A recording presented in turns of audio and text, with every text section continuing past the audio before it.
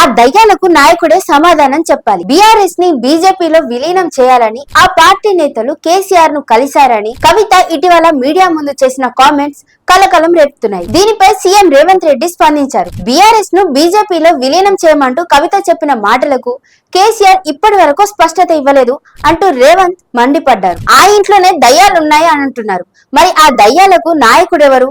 ఆయనే సమాధానం చెప్పాలి అని కేసీఆర్ ను పరోక్షంగా ఎద్దేవా చేశారు. బీఆర్ఎస్ పార్టీకి కొత్త పేరు పెట్టారు రేవంత్.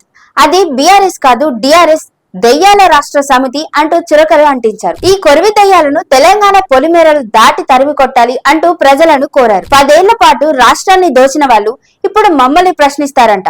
కాళేశ్వరం ప్రాజెక్ట్ కమిషన్ నుండి నోటీసులు రాగానే కేసీఆర్ బెంబేలెత్తిపోయారు అని అన్నారు. ఈ సభలో యాదగిరిగుట్ట అభివృద్ధిపై ముఖ్యమైన ప్రకటన చేశారు. తిరుమల తారహలో టెంపుల్ డెవలప్మెంట్ బోర్డు ఏర్పాటు చేస్తాం.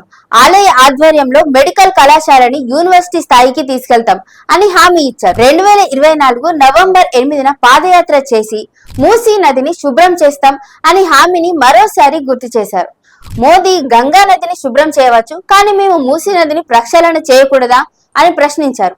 ప్రభుత్వంపై దుష్ప్రచారం చేస్తే నల్లగొండ ప్రజలు కళ్ళు మూసుకొని ఊరుకోరు అంటూ హెచ్చరించారు.